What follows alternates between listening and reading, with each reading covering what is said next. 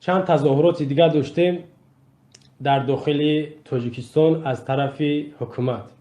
تظاهرات یا که میتینگ های ساخته. شما ببینید ما امروز مردم به تظاهرات دعوت میکنیم، مردم به میتینگ دعوت میکنیم، مردم میترسونن. از داخل بگیم که آدمای رحمانوف میبره یک نفرش میگه که شما جنگ میخواین، شما نارامی میخواین. اگر تظاهرات یگان گپی بزرگ نیست، یگان عملی بزرگ نیست.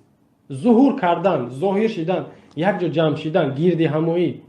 یگان کس نگفت که بروین یراق اسلحه بگیرین یا که بروین خانه ها را آتش بزنین، راه ها را خراب کنین، گل ها را نمیدونم استانوفکا و مغازه ها را شیشه‌شون بشکنین. هیچ کس دعوت نمیکنه و حق هم نداره. تظاهرات نباید خیلی بشود. و چند دفعه چند مراتبه از جانب هوادارا مخلصای رحمانوف در تاجیکستان تظاهرات شد، میتینگ ها شد. برای شما ما چند تا نامگیر میکنم. در نزد سفارت آلمان در تاجیکستان در دوشنبه شما میدونین یا دارین میبر آمدن گریه، زاره، جنگ، دعوا، حقارت که برادرای ما را، هموطنای ما را حتی دیگر نامهای بیزه میگرفتن که به وطن بگردونه در نزد سفارت آلمان در تاجیکستان. بعد از او با در نزد دفتر سازمان امنیت همکاری اروپا برآمدن، حتی دروازه او را شرمنده ها دروازه او را به شته زدن، سنگ شب سنگ باران کردن. این شرمندگی در روی دنیا. اول میگن که رحمانوف آبروی تاجیکستان در عرصه بین الملل میگه برآورد. شما میدونید که امو عرصه بین الملل دروازه‌اش به شته زدن، به سنگ زدن. دروازه امو سازمان بین الملل، سازمان امنیت همکاری اروپا. غیر از این در نزد سفارت ایران در تاجیکستان تظاهرات کردن. فکر میکنم تظاهرات اخیرشون، میتینگ اخیرشون همین بود. زنکار روشون پوشوندن، بعضی بچه‌ها روشون پوشوندن که کسی نشناسه. شما ببینید تظاهرات میگیم اگر از روی قانون بگیری، از روی قانون باید اجازت بگیری. شاید در هر شهر فرق میکنه دولت و کشورها. اینا تاجیکستان 2 هفته پیش باید اجازت بگیری یا که 10 روز پیش که ما میدان میبریم، ما تظاهرات اعتراض میکنیم. یا یکی ظهور کردن به اعلان در اونجا معلوم نیست که اونا دانشگاهی بدن، یعنی طلبای دانشگاه بدن یا که از یگان کارخانه بدن یا شخصای عادی بدن، هیچ معلوم نبود.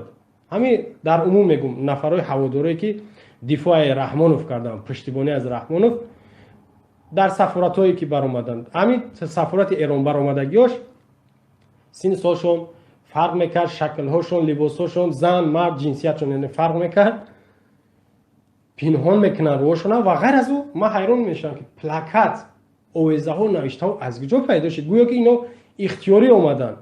اینجا دا باید یک نفر برداشت میگرفت، اجازت میگرفت، یعنی که تشکیل کننده. اینجا اینها سرهوی بدن. یعنی چی؟ وکیده تشکیل کرد، وزارت کارهای داخلی همه را دوان روان کرد. خیلی او یک مسخره بازی. ما یک پارچه‌اش برای شما میمونم که بسیار مجلس ما سخن ما یک گرم شود.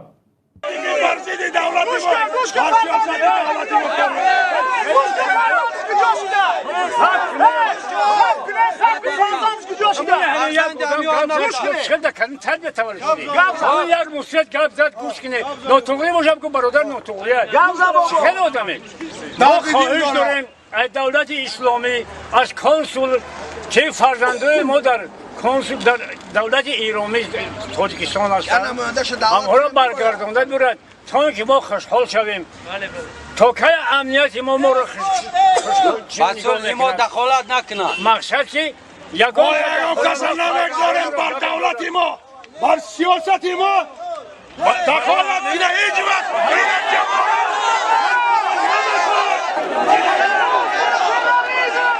خب یک مسخره بازی در نزد سفارت ایران در تاجیکستان بود از جانب هوادارا و مخلصا و بلچکای رحمانوف بودن که برآمدن. اینا خشنایدن اوسای مسافر نگاه کنید چی میگه. میگه توکای ما را امنیت غم میته بگردونه نخم ورا در ایران کی است رو من نمیدونم، جا نامم نگرفتم. خب به هر حال نگاه کنید یا مسخره بازی یا که میتینگ های ساخته رحمانوف تظاهرات نگاه کنید برای اجازت ای. ولی ما میگیم که تظاهرات مردم دعوت میکنیم یا که شما بعضی هموطنان عزیز میگین این نمیشه میکشن زندان میکنن. اینا تظاهرات ای. گویا اگر باور کنید این یک گروه فعال جامعه برآمدن تظاهرات کردن، هیچ کی را بگیم که راهنمایی نکرده، این تشکیل کننده نداشته. گویا اگر همه اویزه ها از کجا پیدا شد نوشتگی، بعضش عکس صورتی نمیدونم از کدام مهاجره کدام یا که اگر لوسرخی شکل در لوش گویا مرده، اون را آوردن نشان دادن که اینا ببینید بچهای ما را کشتن. او کی کشته؟ آدمایی که شما دعوتشون دارین که بیارنشون او در خارجن. اون نفرایی را که شما صورتاشون ماندین او را اون رحمانوف کشت چون شما صورتای رو آوردین در دنیا نشان دادین که اینا را رحمانوف کشته، نه که شما او را بگردونین. خب نگاه کنید، تظاهرات اجازت های از روی سرقانون هم اجازت های، اما رحمانوف میترسه به خاطر کرسیش، برای کرسیش میترسه که نفرایی که اگر بفورشان علیه رحمانوف تظاهرات کنند.